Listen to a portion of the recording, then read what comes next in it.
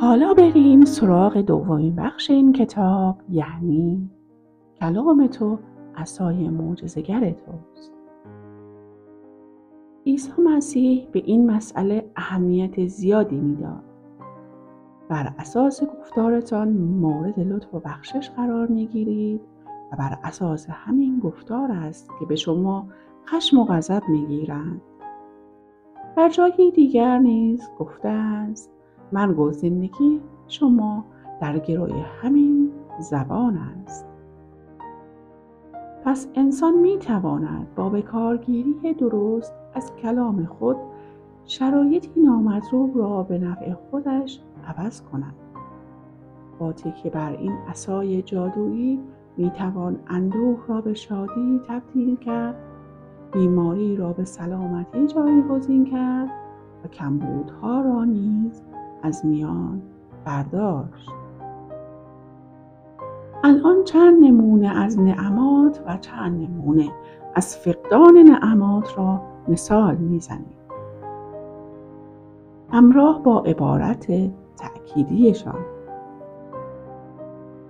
یعنی ما با معجزه کلام و این عبارتهای تأکیدی می توانیم به معجزه زندگی دست یابیم. شادمانی، روح و فکر انسان وقتی به آرامش می رسد که باور داشته باشد در پناه قدرتی عظیم است که او را تحت حفاظت خود قرار داده است و می تواند او را به خواسته اش برساند. وقتی چنین احساسی را با تمام وجود حس کند، دیگر از شر تمام دلهره‌ها و هراس‌ها رهایی می‌یابد. کسی که می‌خواهد شادمان باشد، عبارت تأکیدی شادمانی را تکرار کند. من می‌خواهم در آن شادمانی که خداوند از ابتدای خلقت برای من مقدر کرده است، غرق شوم. عشق همیشه با ترس همراه است. هر زنی که متولد می شود در افکار خود همیشه از ربوده شدن محبوبش وحشت دارد و این ترس همیشه با اوست. زنها باید باور کنند فقط آنها برای همسرشان کامل و همیشگی هستند. پس باید به کمک جملات تأکیدی این حقیقت را مدام به خود یادآور شوند و در ذهن نیمه هوشیار خود حک نمایند. چرا که فقط یگانگی حقیقت تام دارد. کسی که عشق را در زندگیش می‌خواهد، عبارت تأکیدی عشق را تکرار کند. وقتی که با خداوند آن یگانه و یکتا یکی هستم، می‌دانم که شادمانی و عشق نیز همیشه با من خواهند بود.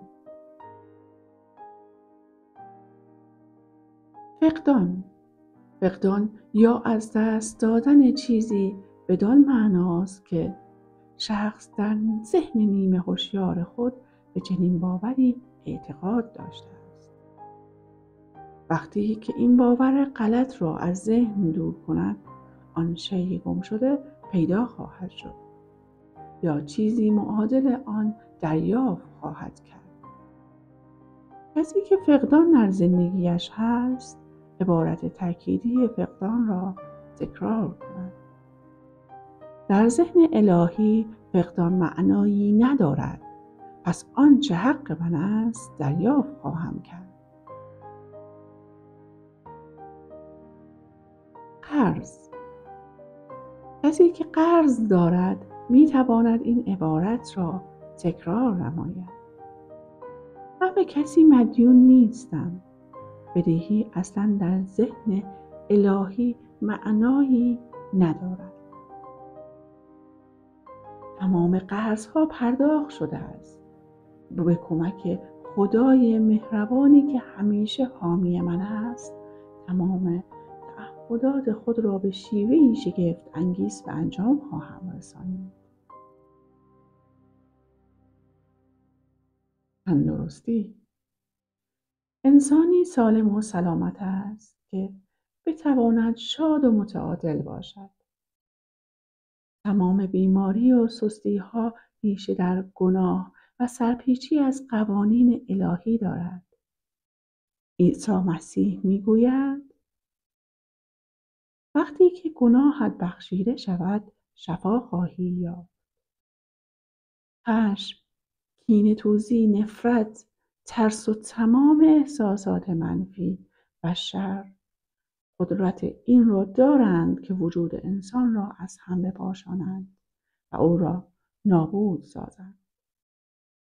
حوادث، کهولت سن و حتی مرگ نیز در اثر تصورات ذهن نامتعادل به وجود می آید. آیا می دانستید کمخونی ریشه در ناکامی و حسرت دارد؟ آرزوهایی که برآورده نشده‌اند موجب به وجود آمدن کمخونی می شود.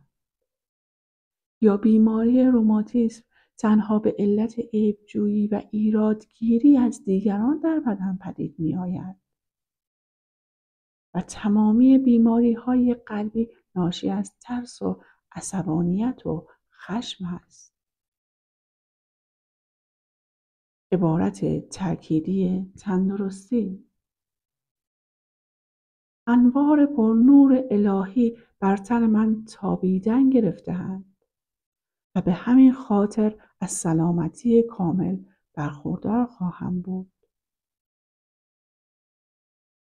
وقتی انسان در آینه وجودش خود را نوری از خداوند ببیند، تبدیل به نوری جاودان خواهد شد.